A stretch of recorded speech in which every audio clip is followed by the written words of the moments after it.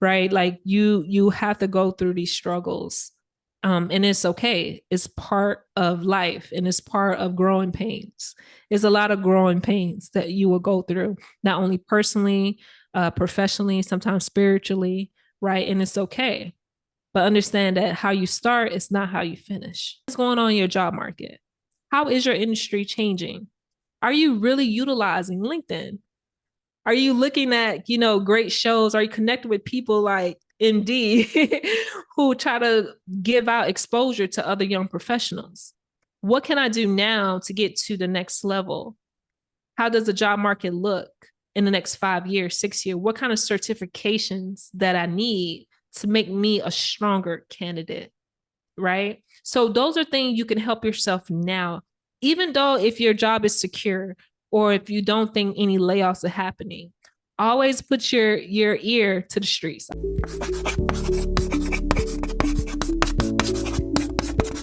Hi, Alainta. Welcome. Hey, what's up, MD? How are you? I'm good. I'm good. Thanks for being here. And please tell everybody about your story. Yeah, absolutely. So my name is Alainta Alcin. I am 33 years old and I'm actually first generation Haitian American. So my story starts off as many immigrant story. My mom came here to the country and knowing little amount of English and very little education, right? So it was very hard for her to raise 6 kids on her own. She's a widow mom. And with that, navigating through a new country, it was survival. Right. You don't have very many resources, very little money, and lack of opportunity because of education. So I was not introduced to money in a space of abundance. I was introduced to money when I was younger in a space of survival, very scarce, right? And all the time, it was for me, it was the landscape and having the environment of not having enough. If I wanted to take a trip to Washington, D.C., a field trip, my mom couldn't afford it. And I always thought that there was such a difference between having more and having just enough. Right. Right. And it grew, the discrepancy of that grew much bigger and expanded for me once I entered college because I was being introduced to a whole group of network of different amount of people from different communities and cultures. And one of the things I do remember is my roommate at the time, my college roommate, she used to tell me her parents were giving her allowance, like a monthly allowance for her expenses. So this is outside from, school tuition, if she needed things for her hair or just necessities, being a young woman, she had that allotted amount of money.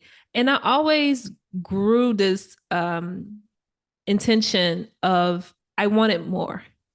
But at the time, I didn't know what more looks like. I didn't know what it was actually was. I just knew if I was working, I'm going to spend like there's no tomorrow. Because again, I grew up in this space and the environment of not having enough. And I told myself as I got older, if I'm going to make money, then I'm going to spend on whatever I want, not understanding the consequences. Right. And as many millennials growing up in, first generation college student, you enter a lot of debt. For the most part, predatory debt, credit cards, you have credit card companies coming on campus and they try to convince you to sign on to credit card. You get a free t-shirt, free pizza. So I was one of those students because I wanted a free pizza, right? We love free food. But yeah, so that was really my introduction to lack of management, right? Lack of managed money.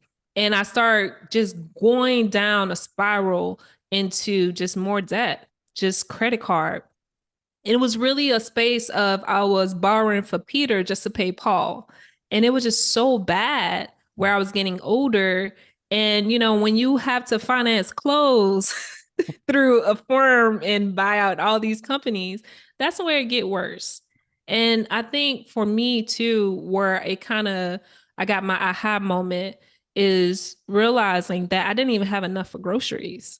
After I paid off some of my credit cards, it was like a reoccurring cycle You pay off credit card, and then you have to go back to the same credit card that you paid off just to cover basic expenses. And I'm not talking about extravagant things. I'm talking about gas. I'm talking about a light bill, phone bill. And you need those things to get to commute. You need those things to talk to people, right? Need them to So live. yeah, you need those things to do. These are basic necessities. And I was going through a cycle because, again, I was still operating through a space of scarcity. Mhm. And it's because that I didn't realize that I was doing the same thing my parent was trying to survive. It's almost like a psychological reversal. And I had to kind of give myself a wake up call when your credit score is less than 500. Wow. Yeah. You know? And for me, I didn't have anyone in my corner to kind of really sit down and talk to me about money. It was almost as though I was looking into the lens of other people's lives about money. And most times, those lenses I was getting a clear view of was very negative, right? You were going to cash out payments and paycheck places to get loans, all sorts of things. And it wasn't an introduction that I lean into. It was more of I was experiencing from. And it took me to see how my close friends, such as Lawrence, were becoming very transparent about his money journey that I thought like, hey, it kind of encouraged me to do the same. So within the last less than 10 years, I grew my net worth from negative 50,000 to over 200,000 to a positive net worth. And it took some time. Wealth is not this overnight viral sensation like it's going to happen, right? It's very slow. It's steady.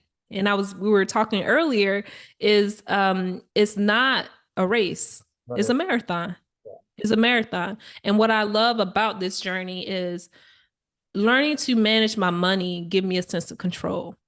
And once I start controlling my money, once I start navigating this space, I really start controlling my own life. And it's becoming of who I am and what I was destined to be is to be a person of self mastery. You have to understand yourself. Most times, money is just behavior, behavior issues. That's what we have is behavior issues.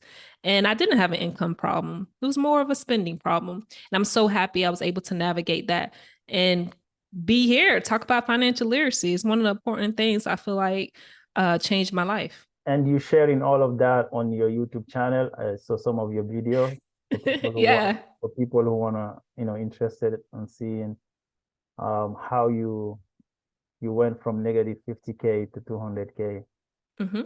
That's awesome. So how did you do it? How did you do?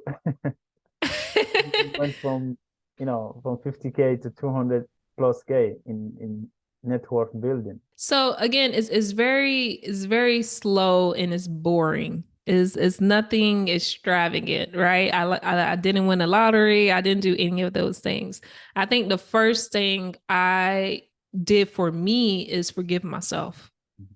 I forgive myself for allowing things to go into collections. I forgive myself for skipping out on credit card payments. I forgive myself for intentionally putting things on I call it digital layaway, the Affirm things you can finance and stuff like that. I forgive myself for all those things. And once I did, I soon start taking control. My personality always been a proactive person. And I just said, why not take that same energy into my money? What can I do? How can I start? So after I forgive myself and say, okay, that was then, this is now. And what can I do to fix the problem or fix the issue? So, like I mentioned earlier, it was never an income problem, right? Because I started off making less than 50,000, like 45,000 back in 2016, if I'm not mistaken, 2016. And I always thought that, hey, I need to make more money. Like it's not enough. It's not enough. This is back in 2016 before COVID.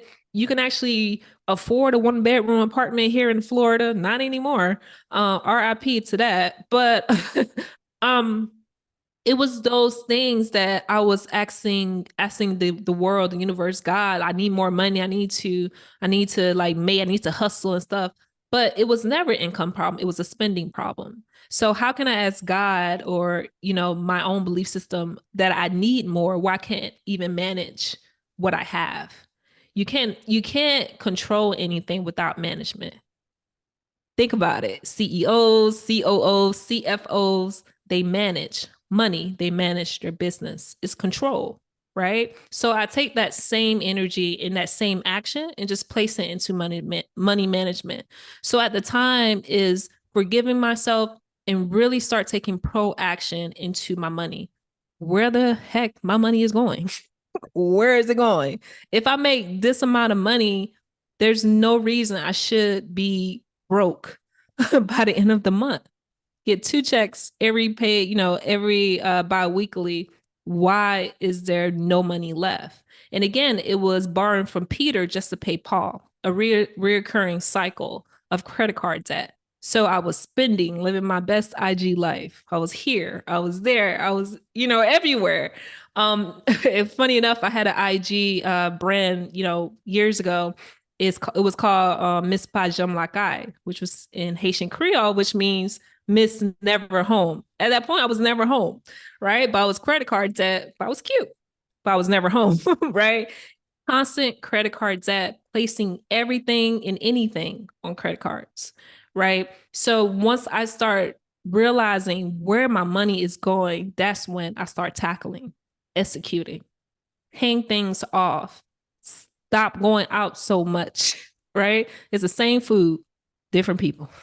That's it, right? And really start taking control of what I'm actually doing. And once I start limiting discretionary expenses. Discretionary means is I don't need to get my hair done every month. Like that's not sustainable, right? I don't need to, keep going out to eat. Saying no to friends, knowing I don't have the money, right? Don't lie about your expenses. So once I really start controlling where the money is going, then I'll start looking into how can I maximize my investments. So when I learned the rule of actually investing so much into your investments accounts, you have your 401k, your HSA, Roth, however, they're tax deductibles outside from the Roth, right? So I started learning that golden rule. I was like, yes, I can do this. So every year, just I kept putting more money into my 401k, more money into my HSA. Then I look up, it's 10,000, it's 20,000, it's 30. It just kept increasing. And like I mentioned before, wealth is so boring. You're just living your life. That's all you're doing. You're just living your life. But when you look up 4 years, 5 years, your money have accumulated. So the stock market average, it averaged out what, 7%, 8% on a good year, right? Imagine if you're consistently putting 200, 400, $500 into those accounts, then of course it's going to continue to grow. And with 401k, once I start really getting to the thick of it, it's free money. Literally your job, your employer would give you free money up into a contribution match, right? And my employer at the time were giving 6%. Like that's just free money. Like after 6%, hey, we'll match you. It was incredible. I was like, okay, I can do this. So that would really kind of just expand it within those years of my net worth because I start looking to the liabilities, which was a lot of discretion, a lot of debt, student loan, a lot of credit card debt, personal spending. And once I start controlling that and doubling the amount into my investments account, that's when my net worth grew. Wow. Wow, I like this. So you forgive yourself first, which is good. Like, take your time, to know yourself, forgive yourself. Start controlling your spending because you had a full-time job, so it's not like you don't have an income, it's just, a spending issue. Mhm. Then that extra saving you have, you start leveraging the employee sponsor plans like 401ks. And this is a great advice because a lot of people are in this situation. Like they have a full-time job, they probably have a 401k that they don't know how to use. Can you explain a little bit on that, the 401k, how you can leverage your 401k to build wealth? Yeah, just as absolutely as I mentioned, is to contribute money into your 401k. I actually have known people in the past where they wasn't contributing anything into their 401k. So you're literally leaving money on the table. Mhm. So if you don't place $100, $200, there's no money matching that'll help you increase your 401k, right? And I think the first 10 years, or at least 20 years, by the time in your 20s and the end of your 30s, good 20 years, 2 decades, is helping you just exponential, just growth, just helping your money, because that just free money on top of what you're contributing.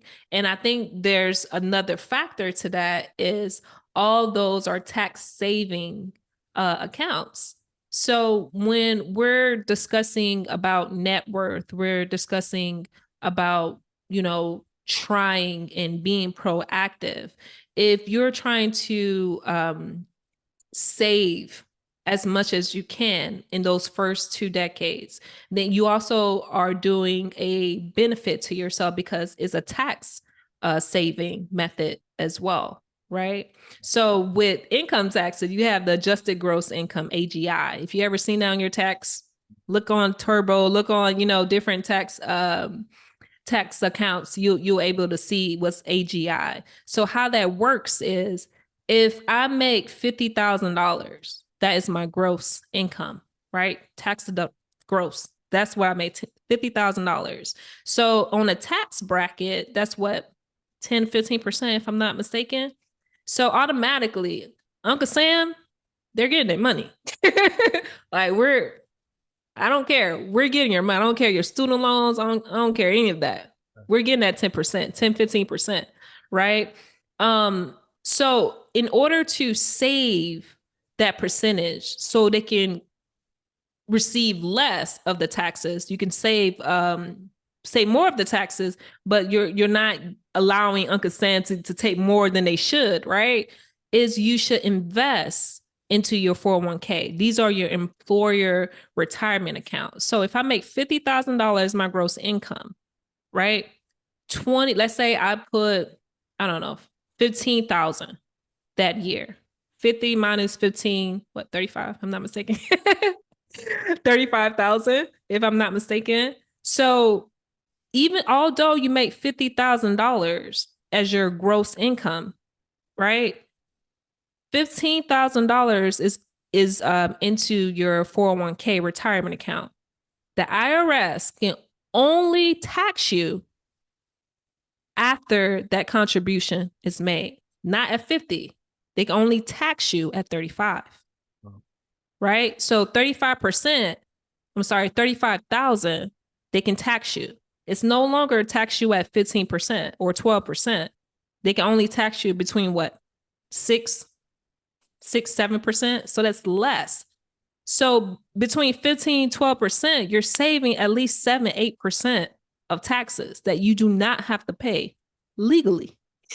You do not have to pay because your money is going into a tax saving account, such as your employer 401k. That is the beauty of retirement accounts or health savings account. So it's not only helping you save for the future or any medical expense, but it's saving you from taxes. And that's once I knew that, it was like, aha, like, okay, I'm not paying, Uncle Sam any money as I should not, This past year, I only owe $4.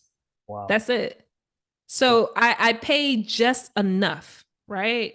I paid just enough. This time was a little bit over $4, but it was just enough. There's no need to pay over when you're not doing anything. Whereas it's actually there, a resource is there for you, but it's no need. If you're making 50, 60s, or even 70,000, you should try your best to do these things to help you on the taxes on the back end. So once you put that money on your 401k, it's gonna grow because you invest in on the market. Exactly. Exactly. So you invest in the market as well as you're saving your taxes as well. So you're not having a huge tax bill. right? So it's a great account. I think it's something that would benefit a lot of people. You also co-host a podcast, Financial Greer. Yes. Yeah. So I have a podcast, me and my close friends, the Financial Grill with Lawrence Della Gonzalez, as well as Lovey Mordelis. We're all first generation Haitian Americans. Our parents are from Haiti. And yeah, so the Financial Grill, and we name it that is because griot in our culture is fried pork. It's like a very popular dish, fried pork. But also, griot in more of the slavery terms is stories, storytellers, right? Back in like, years ago in slavery, people used to take the scraps of what they're cooking, sit along together, share their food, right? In the midst of sharing their food, they also share stories as well. And that's how exchange of information is shared, as well as knowledge is shared. Because your stories are being contributed to someone else's story, and you're able to inspire, to able to educate, and you're able to be amongst people that share the common thing that you want as well. So that's why we call it the Financial Griot. Yeah, we're just, we're Haitian Americans, all millennials, and we're sharing wealth knowledge within stories. We also have um, great guests on the show here and there. So it's pretty cool. So check it out. It's on all podcast platforms. Yes, it's a great one. I like it. I like the name. Like you explain it very well. So you are a financial literacy blogger. That's what you call yourself. Yeah, I'm a financial literacy blogger. You Yeah. talk about financial literacy. So what it is, why is it important to be financial literate? I think it's important to be financial literate, right? It's because as Black people years, we have been excluded from these conversations, excluded from these accounts, such as the things that I have said, and excluded from methods of wealth building, such as home ownership, such as stock market, right? Even for me as a woman years ago, we couldn't even open our own account, right? So for financial literacy, it's a way of life, but isn't a way of making your life as abundant as possible, because now you have control, you have knowledge, and this knowledge is for you. This is the knowledge that wasn't shared. It was against the law to even read, right? And I think it's powerful because once you have the knowledge, you have the methods, and it's up to you to take it and to reach the wealth building life that you want. And wealth is not always necessarily money, it's making your life as easy as possible, stress free as possible. Because most times, a lot of people have a lot of issues when it comes to money, a lot of issues when it comes to making money, or at least keeping money, investing money. It always comes back to money. But most times is a lack of control. You don't have control of your money. It also comes down to not having control of your life. So financial literacy is having control of your life and creating a life that you desire, a life that you care for, an abundant life with your family and your friends. And that's wealth. To me, that's wealth. Wow. Yeah, that's good. Being smart about your money. And then we've been talking about 401ks. So for someone who, investing on their 401k, how can they leverage that to get a loan and then use that loan to buy a home? Yes, yes. So I actually have a YouTube video regarding to this 401k. I use my 401k loan, 401k to get a loan in order to put a down payment on my first home, which I am in now. So this was back in 2020 when I purchased my home here in Florida. So it's very, it's not as difficult as people may think when you're talking about a loan for your 401k. And I know it's a little bit against the cardinal rule of finance, right? Don't take loans out. Don't touch your retirement account. Yeah. But I always thought that you're saving this money, but you also can leverage this money to buy other assets, right? And that's what I did. So for me, I used at a time with my employer, I took a loan against my 401k. And I took that 401k loan to put a down payment on my first home. Simple papers, sign on. And a lot of companies depend on your retirement employer administration, they have stipulations, right? So my stipulation was I have to pay the loan off in 5 years. That was my only stipulations. And I know there may be other stipulation for other employers or the administration is if you leave the employer, you have to completely pay the loan off. That wasn't in my case. I know there may be some in other cases, but I always push people to make sure you read those rules, read those stipulations, because although I used that loan to purchase my home, I actually left that employer, but I was still responsible to pay for that loan that I'm almost done paying for now. Thank gosh. I'm almost done paying for it now. So yeah, so it's actually a great opportunity for those who have access and who has a nice little nest egg, right? And they want to purchase a home. I think it's a great opportunity to do so. But make sure you read the fine lines. Make sure you read the fine lines. Wow, that's good. That's good. So you have a 401k, you leverage that to get a loan. Make sure you read the lines so you know what you're getting. Because you What you're getting into, have to pay exactly. it Make back, sure. and then you can buy your first home and have your own place. That's great. That's great. Mhm. So for someone who want to invest, how do you start investing? I call myself the 9 to 5 CEO. that's that's how I label myself. It's an Good. identity crisis, however you want to call it. That's what I call myself, the 9 to 5 CEO. But that name actually comes from just my experience being a young professional, being a millennial, first generation Haitian American, and with the height of social media and entrepreneurship, right? I think there's such a push for you have to own your own business. You have to do this. You have to start, you have to, got to make money, revenue, and all these sources of income, which is not bad. But I think sometimes people forget there's other options. Nothing's wrong with having a 9 to 5, right? There's a lot of benefits to having a 9 to 5. And one of those benefits is having a 401k retirement account. The thing that entrepreneurs do not speak about is they don't have the plan matching. Your employer is not giving you, free money on the table. It's something that they have to contribute themselves, right? But when you are in a 9 to 5 position, then most likely, if your employer offer it, most likely there is some form of plan match. Even though if there's not, it's still okay for you to use that because it helps you on a tax saving. So I always tell people start where you are. Don't allow it to get complicated. It's not rocket science. Don't allow it to get complicated. Start where you are. Look into your employer benefits. Most likely, if it's a big organization, they have an employer retirement account.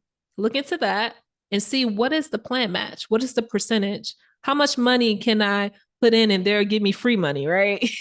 What's the plan match? And I think you should start there. So use the vehicles and accounts that you do have and just start contributing money. The earlier you start, the better. You don't want to get into your late 50s and 60s and have not saved anything because those 2 decades, like I mentioned earlier, go by really fast. Those 20s and 30s go by really fast. So it's best to utilize and optimize your time as much as possible. So start where you are, use your employer 401k. So you can start investing by, like you said, being a 9 to 5 CEO. So use your 401k and use that to start investing, right? Yep, So that's, absolutely. yeah, it's a good route. It's a good route. So for single parents out there or for single individuals, what advice do you have for them to manage their finances? For I could speak more for single people, especially for women, right? For single women, So health savings account, and I just love it, right? Aside from it being a tax advantage, I think it just have a lot of other benefits, but more on the protection side of it. So a health savings account, also known as a HSA, what it is think of it as a savings account for just, any terms of medical, that pharmacy, things that you need for yourself, vitamins, however, right? Office visits, procedures, surgery, however. Think of it as that. And health savings account is actually for insurance plans that have a high deductible. So if your insurance plan have a high deductible, let's say my deductible is, I don't know, $5,000 for a single person. So if they have a high deductible, most times that health insurance plan offer HSA. So while you are contributing to your 401k, you can also put money into this HSA to help you save for out of pocket costs, to help you save for your deductible. So if I have $5,000 that's put to the side for my deductible on my health savings account, I don't have to worry about out of pocket expenses. I don't have to worry about emergency expenses as well. The thing with health savings account that I implore single women or just women in general to really try to start with a health savings account, at least open one if you have a high deductible health insurance, is because most times we just go through a lot of changes, in our bodies, right? Sometimes more than men. And it's always important to make sure your health is at is, greatest peak. If you have office visits, if you have issues, hormonal issues, whatever situation may be, now you have a savings account specifically assigned for medical expenses, right? So don't always think, the mortality is forever. It's not. As you get older, things happen. And I want to share with others as I got older, things happen, so I had to get a biopsy at the age of 30, 32 at the time. So it was very scary. And that biopsy cost me $3,000 because I had to cover it's an outpatient procedure, but I still had to cover that surgical part because I had to do a pathology test and all that good stuff, right? So $3,000 that I had to at least come out of pocket first before my insurance could cover. However, thank goodness I had a health savings account. And I didn't have to go through my own personal liquidity accounts or emergency or savings because I had something left to the side. Because I rarely get sick, but it was something very serious I had to take care of. Right. So I implore women or even men to open up a health savings account. If you have a high deductible insurance with your employer and they do offer one, take advantage of that, because most times in your 20s or even your 30s, sometimes you don't always have health issues, so that money is just piling up, just increasing, and you get the tax savings advantage of that. But you can always use that money for other things because it rolls over and it's just growing. It rolls over. So if you want to pay for expenses that you need for a hospital visit or MD now, emergency visit, you have that money set aside for yourself. I think the best comfort for me is knowing that I'm covered. If I'm single, I don't have a spouse at the moment, then if I know if I get an event of, because things happen, in the event of something happening, I'm okay financially where I can cover it. Aside from my health insurance, I have that out of pocket expense I can cover for myself. So I really implore women and men to open up a health savings account if your insurance offer it. So how do you get access to your money when you have it on your HSA? How do you Mm-hmm. how do you withdraw money there? Yeah, so each health savings account, they give you a card, a debit card. Mhm. So you always have access to your money. And again, you can only use it for medical expenses. So if you need to go to the pharmacy, if it's an office visit, if I'm not mistaken, you can actually purchase some things on Amazon if it's health savings eligible. So if it's like a certain vitamin or anything like that, it has to have that label health savings, HSA eligible, then you're able to purchase it. But you do have access to your money through a card. Each administration of your insurance company will provide you with that once you open it up. Wow, that's a great idea actually. You can have a card and make it easier. Yeah. Um, so that was good. As you know, the economy goes up and down. Some people are getting laid off. Um, how can you how can someone get ready and prep themselves, in these difficult times? I'm always the advocate. Preparation is everything. And failing to prepare is preparing to fail. So, what I'm saying is that you always have to allow yourself to not only save for the future, we're talking about retirement accounts, but you need to save for now, for the near future, right? So, that's having emergency savings, that's having um, expenses down, not spending too much, because you could go to an income of 80, 90,000 to a $0 income. And how does that look like for your financial needs and your necessities? And I do want to share a story, and I have this on my YouTube if you guys want to check it out. Is a month after I closed on my home, I was laid off in 2020. Wow. It was extremely scary. To this day, it blows my mind how I kind of just went over that and took that as a just a gratitude experience. Because if I didn't get laid off from that job, I want to got a bigger boost, a bigger promotion from a new employer that I'm now with. But at that time, aside from it being scary, because I have a new house that I gotta pay mortgage for, um, I had to go to game plan, right? And I think going back to the importance of financial literacy is I purchased a home that I know I could afford easily on one income. At that time, it was my income for the last employer easily. And also, I had savings account that I didn't touch, right? And with just in retrospect, during that time with COVID, and you have unemployment benefits and all those benefits, I was very grateful that even the little amount of it wasn't so much, but it helped cover the necessities, right? So I didn't really have to tap into my savings account, right? But also, I had a network of people and incredible people in my life that helped me in this journey. Not only people to talk to and to express, my concerns, like I'm scared, right? But also to kind of really sit down with me and say, like, hey, how can I help you? What career trajectory that you're looking for, your next job, right?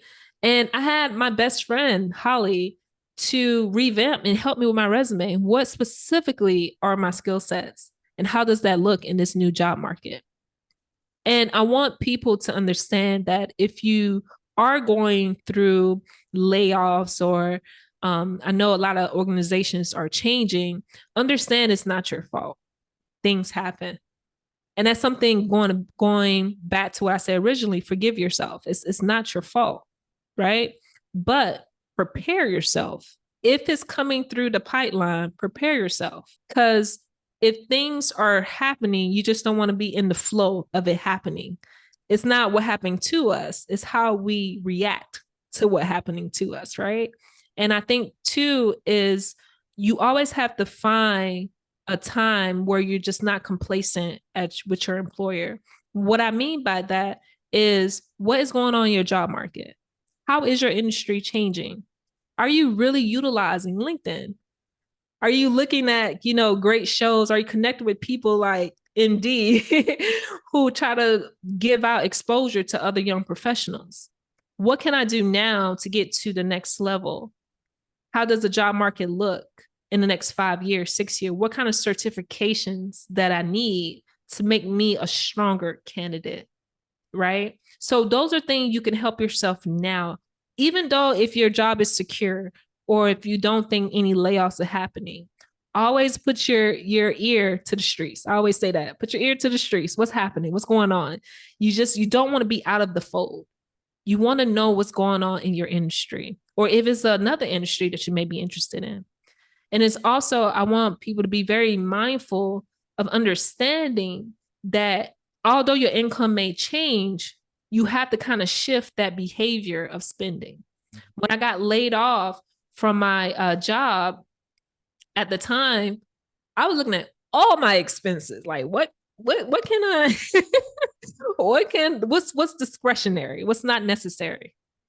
What's not necessary? I just need food, water bill, phone bill is paid, car insurance is paid. What can I do? What things can I cut? What's not necessary? And that's what I build from. And it's those basic foundational financial literacy that got me to that point. It's that knowledge. What can I control? What can I do? And it's being proactive. And it's not your fault these things are happening, but it's what you do to get to the other side, right? Because it happens. It happens to everyone. Yeah, to everyone. Yeah, that's good. Get your resume on point. Try to, get a great LinkedIn profile, network with people on LinkedIn, Indeed, ZipRecruiter, all these job fairs. And yeah, people really sleep on LinkedIn. Like, yeah, LinkedIn is good. It's really good. It's a great awesome. resource. Yes, it's great awesome. resource. Yeah. A great platform for professionals. Yeah, you can leverage LinkedIn. Exactly. Great way. So on a lighter note, I saw one of your video on dating. Dating, yeah. So these low cost date ideas. So what are some ideas to don't spend too much money on your dating? Especially this is good for men because they always pay into the date. Yeah, absolutely. I think when it comes to low cost dating, I do want to be mindful, right, about choosing the right partner to date and to understand that your values align, right? Because I don't want to recommend something and you're dating someone that doesn't want to do those things. Make sure you're dating or seeking interest in someone that values align with yours. That is not necessarily what you're doing that, may be just this extravagant thing. Is who you with, right? And you want to enjoy that experience with that person. So that's just a disclaimer. I want to say that first. But yeah, low cost dating. Again, dating is really about just sharing experience with people and getting to know that person. And I think it's all in round of knowing who that person is and trying to understand that person and just go from research. We have the best tool in the world, which is called Google. The best tool in the world. So one of my best dating tips, and I just love because I live here in a tropical area, Florida. I live where most people vacation, right? And we have the beach, which is free. Right. Beach is free. And don't go when it's like really hot, right? Don't do that. But really take your lady out and watch the sunset. It's cool, cooler weather. Bring some food out, bring some candles. And majority of candles is not even a real candle. They have like these electric candles you can put out on Amazon. I don't know the name of it specifically, but I know they have electric candles you can just flick and put a battery in. Very beautiful rose petals, and just watch the sunset. She's gonna get hungry. I hope you bring a Publix sandwich or something. I think women love just someone that's take initiative and just do it. Right? What women don't like sunset, right? So I think those things come into my very low budget. But again, it's with the person that you with, enjoying the company, enjoying the experience. Second low budget dating advice is I always say working out with your partner is so much fun. It's so much fun. And it's not always about just going out to eat, going out to dinner. It's just like working out is good. And I always say for my fellas or my ladies, look out how the person working now. Just Make sure you're looking at their posture, their stand up. Can they take a hit workout for 20 minutes, right? So that's a good time to assess who you're dating. I'm just saying. But yeah, just working out, going to the gym. And I think it's just such a great day. Just meet me at the gym. You have to do like a very Like workout. extensive. Yeah, it don't have to be extensive. I think over time it could be that, but just a light workout, and make sure you have your smoothies ready. Make your smoothies at home. Win-win. And I think that's what women like in particular is taking initiative. And lastly, just a low budget day is cook at home. Cook at home. Fellas, let me tell you something. We love to eat. Women love to eat. And there's nothing sexier than a man who knows how to cook. At this point, you can even lie. If you need to like buy some chicken, rotisserie chicken from the groceries and make some chopped up, vegetables, do something, right? I think it's just the thought. The thought of that is just great. And just if you want to incorporate, try to do a dish together, a recipe together, that's cool too, especially if you're dating someone from a different culture, right? For example, I'm Haitian. If potentially someone I was dating, if they say like, hey, Alainta, I want to try making this dish, this Haitian dish, you want to do it together? Yeah, I would love to, right? It's the thought, and it's taking initiative and being just so understanding and open to someone else's culture, or being open in general to different cultures if you want to do different dishes, right? And I think is sexy, it's low budget. You get the time to see, do you guys work together in the kitchen? Some people are really, picky about having someone else in the kitchen with them while they're cooking, right? So that's a time it takes for you to kind of assess, like, is this person, but also it also a great opportunity to see if you guys work good together. Can you collaborate? Can this person listen? Can this person take direction? So that's just a great opportunity to do so. But low budget dates is great because there's so much opportunity. You can see who you're dating, but also just share an incredible experience with someone. Yeah, that's good. That's good, especially for men out there. They always pay in the first date, so this is Low budget, good low idea to budget save some dates. money on those dates. So you have a lot of experience in the healthcare field. You have 10 plus years of experience. What advice do you have for people who want to get into the field? So in healthcare, so I'm currently an operation analyst at my organization. So I do a lot of offshore account receivable in terms of insurances. So basically, I'm a processy person, make sure workflows, everything is working, but most importantly, make sure we get paid, right, for these insurance claims. But specifically in healthcare, and we mentioned earlier, is LinkedIn is such an incredible resource and tool that I really want people to utilize, right? I actually got my current position through LinkedIn. Oh, wow. Yeah. So Did less than a you, month. did you Yeah. contact them or did they reach out I to you? actually got my current position through LinkedIn. And it was a position I seen. I'm like, like you're just like, I'm not sure. But then I'm like, okay, I would just go and apply. But what I did was I looked at the other people under the same organization and I see their career trajectory. I'm like, okay, we have similar, career titles and job titles. So let me just apply. And even after I applied, I got the interview. I reached out to someone who is currently working there that I'm good friends with now, a manager I'm with now. And I asked her, like, hey, how you like the organization? What kind of things that you do, right? And she just broke it down so beautifully, just gave me so much insight of the organization, even the cons that she doesn't like, right? And I think it's so great when you're utilizing LinkedIn to kind of see career trajectories because you can see it in other people.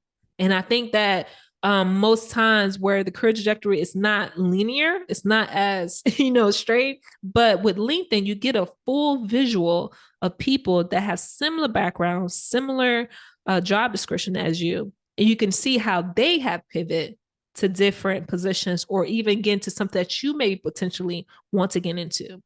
And I think with healthcare specifically, again, there's no linear when you're referring to operation, when you're referring to claims management, account receivable, there's no linear, career trajectory. However, there are a lot of opportunities to make a career trajectory, but it takes you being proactive and utilizing great tools and resources such as LinkedIn to reach out to people, reach out to organizations to see what's a good fit. And one thing I love about LinkedIn is people are so receptive to just answer. Like, some people may not answer, it's fine, but majority of the time people will answer you. Right. And I think it's just such a great opportunity to kind of put yourself out there, again, your ear to the streets and see what may be a great career move. And that's what I did. Once I start utilizing LinkedIn, reading articles, creating my own articles, posting on LinkedIn, and following other network of people, I'm always staying in the know of what's happening in my industry. Because with AI advancing, with all these other technologies and platforms, you want to make sure you're not out in the fold, and what can you do now to prevent a layoff, to prevent all these other things, or even potentially working for yourself, right? So you always want to make sure you're ahead of the game and not behind it. Do you recommend going to healthcare analysts or, healthcare administrations? How do they choose, which field to go to? So I think it's again with your skill sets because you can go. I think healthcare management is underneath that entire umbrella. You can start off. I started off as a call center agent back in college. I had healthcare experience, so this was around the Affordable Care Act, managed care, Medicare, Medicaid health plans. Once they start privatizing the government insurances. So when you think of Medicaid, have Sunshine, they have like all these other different payers, right? So I started off when that industry really imploded once Affordable Care Act became, law. So I was really into a site of where healthcare was really changing. And I didn't think, healthcare would be my career trajectory because I went to school to teach. Right. But however, I took those teaching and researcher skills, and now being an analyst, it makes sense because now I do a lot of talking, a lot of teaching, and a lot of research when it comes to account receivables. So it's not necessarily you can go here or there. I think you should try to see where your skill set lies, because if you just enter an analyst, but hey, you could probably be best at becoming a revenue cycle manager. It's like, okay, these are like different things I think you should try to challenge yourself, or just reach out to someone else that you may want a potential job title as, and see where in that line that it follows. So it's not just one size fits all. I think it's multiple sizes. You just have to find the right fit. Yeah, that's really good. That's good. So right now, like you said, we have a big revolution. We have AI. We have ChatGPT, Google Board, all of these AI tools. How do you think those are going to impact healthcare, even the financial services? So luckily, luckily with account receivable, it's going to take a very long time for that to become automated because there's so many nuances and so many moves that you have to teach, the technology to do what a human can do better. So that's more on the good part of it. However, there's technologies right now where there's robots. They're helping in surgery, right? They're helping assistant surgeon, co-surgeons to do different tasks. There's orthopedic of how different like legs, different movements and stuff like that, they're helping people. So it's changing. And I want people to see it's not one thing. They're customized things that not only automated, but can help the system a little bit better, right? So it'll take some time to get it fully into a space where it's taking over, but there's an opportunity to learn of how these coding system, how these processes can help the healthcare system for the better. And I think it's a great opportunity just in general to learn some level of coding, some understanding of coding. I try to explain to people that we all know coding, right? If you're a millennial or mid-age millennial, we were coding doing MySpace, social media. We were doing the little coding, trying to do the background and try to do all this stuff, copy and paste. Like we have the insight and the knowledge, right? Way back in our membrane somewhere. But so now we just have to take that up front and utilize that of how can we leverage and learn more of the processing, learn more of the technology to get us in a place where we're just pushing to be just the best at whichever industry, because it will at some point take over, not just take over, but it will be a part of many industry, not just healthcare, many industries. But the first industry that we will see, and we are seeing in Seattle, I think they have like robots that's serving people, right? So it's the hospitality, and it's the fast food industry as well. So they'll be the first targets. It's not now, it will be soon when these things are happening. So again, you have to keep your ear to the streets and see how can you leverage yourself, how can you increase your skill set, certification, your education to be a point where you're ahead of the ball and not behind it. Yeah, I think like you said, AI gonna have a big impact on healthcare, uh, um, especially what you just mentioned. Um, yeah, it can be also optimistic. We can be optimistic, it can be a good thing. We can partner together. It's like the smartphone, right? Right now we have the smartphone, which anytime you want to go somewhere, you have Google Maps. It's like we look like it's a hybrid. We look like a hybrid model. We are so dependent on our smartphone. So maybe at some point we're gonna be also very dependent on those AI tools. Yeah, it's going to be when you think of it, merge Yes, into right, our lives, right, right? Because right. we thought like when we thought of cell phones, remember it was like hooky. Like I remember Hugh Block Exactly. cell phones and stuff. Now it can fit on part of my hand. I That's could just put it in my back pocket, right. right? Sometimes I don't need to have my phone. You can have a watch where you can talk in your watch, right? So it becoming so a part of our lives. And I think AI at some point will be part of our lives in different aspects. And it's not a matter of, when it's going to happen, it's happening now.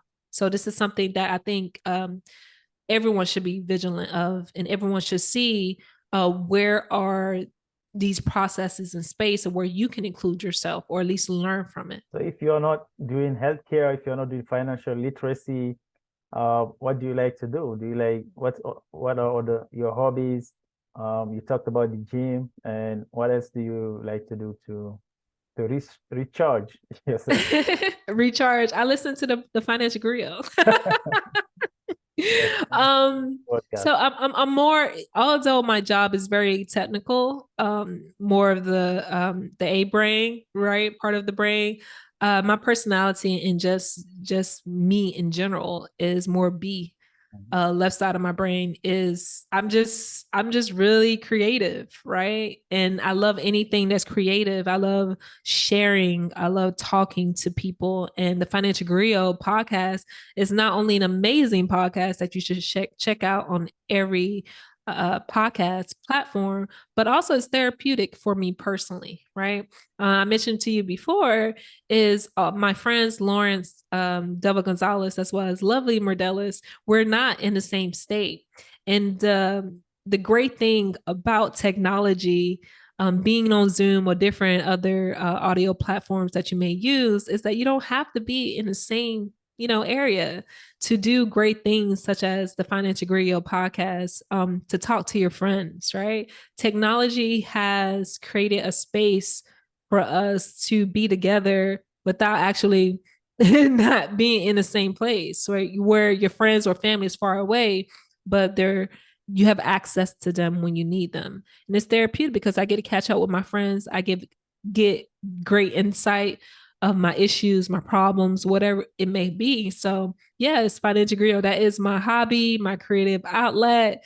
And yeah, it's just such a great, incredible thing that we have created. And I'm super proud of it. So you've been featured on CNBC. Yes. Yeah. Wow. What was that about? So CNBC, one of the writer of the article, reached out to me about, if I'm not mistaken, I think money regret or something like that. It was years ago. I did it. Money regret, and I provided my insight, my experience, and my life experience. And I think, if I'm not mistaken, the thing that I quoted and I provided to her was not starting earlier is my huge money regret. It's not starting earlier. I was living my best life, traveling and credit card spending and doing all these things. And I felt like I didn't take myself seriously earlier. And I wish I had more control of my money much earlier. And that was like a huge money regret, because I wasted 7 years of not doing anything at all. Right. And I think with that, it was a great contribution towards the article, because it was like different millennials were able to quote about their money regrets. And I think that it's okay to, have a mistake and acknowledge that mistake. What is not okay if you continue to do that mistake. And I just hope people grabbed on my story or insight that I could give to that article is to start early, start where you are. It's not rocket science. It's any of those things. And you have the vehicles to want to pursue the wealth management that you need. And it's all out there for you. It's up to you to actually do it. Wow. So when you go at the gym, do you go 5 times a week, 3 times a week? I'm trying to go 5 times, maybe. I'm lying. Maybe like 3, 4 times a week. But it's slow progress. I used to be just gym, but sometimes I try to give myself grace. It's like, if I could do 30 minutes of just walking around my neighborhood, fast walking, or just going outside, just sitting underneath a tree, or just touching, grass, sand, water, whatever I need, I'm okay. I think it's the balance that I want, the Yeah, the groundedness that I balance, need. doing Yeah, some recovery. And the only bad workout is the workout that did not happen. exactly. Exactly. And walking for 30 minutes or an hour is a good workout. A great workout in this Florida heat. How about food? Do you follow any food and diet? So in regards to food, lately I have actually been incorporating intermediate fasting. Mhm. So my fasting starts between 7 8 p.m. and I don't eat until the next day, until 1 o'clock, my lunch schedule. So I have 8 hours I only eat, and then 16 hours I do not. So I Is it really working? tried to learn fasting. How is it going? Is it working well? Yeah, so I did lose some pounds, right? And I'm very happy of that, but I think with fasting, for me, it was all about the health of it versus versus just getting skinny, right? I'm not trying to get skinny or anything like that. I just want to be very healthy. I'm entering my mid 30s, very seasoned, millennial out here. I want to make sure that I entered my late 30s or 40s healthy. And learning about the science of fasting, the importance of fasting, and learning to control your cravings in your body. I think it's wonderful. There's so many benefits to fasting, and I just love it. Wow, great job. You're strong. Hey, I can talk to you forever. This was great.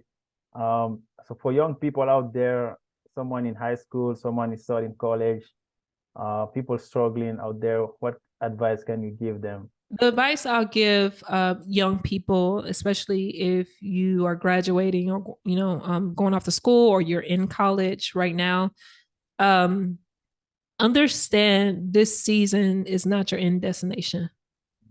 How you start is not how you finish. So don't look at this season or this life right now as the end goal. It's not. you have to go through this to get to the other side. There's no, skipping. You can't go around a mountain, right? Like you have to go through these struggles. And it's okay. It's part of life and it's part of growing pains. There's a lot of growing pains that you will go through, not only personally, professionally, sometimes spiritually, right? And it's okay. But understand that how you start is not how you finish. And there's so many opportunities for you to grab on the resources that is available to you. So only thing I implore and encourage young people is to start now. Take yourself seriously now. Years would go. Don't think of it as going to take too long. Is this, is that. It's like time is flying. What's going to take you 5 years, you're still going to be 5 years older if you don't do it. That's true. However you look at it, it's time will still fly. Take yourself seriously. And I want people to really think about how they want their life to be. Do you want to be a success story, or do you want to be a cautionary tale? It's up to you. Wow. That's awesome. Hey, it's been awesome talking to you. Like you said, forgive yourself, right? And get your money on point, get your health on point. You are a healthcare professional. You are a financial literacy blogger, featured on CNBC. A great podcast, The Financial Griot. You're doing a lot out there. Thanks for everything you're doing, and thanks for being here today. And I hope to see you next time. Absolutely. Thank you so much, indeed. Thanks, everyone.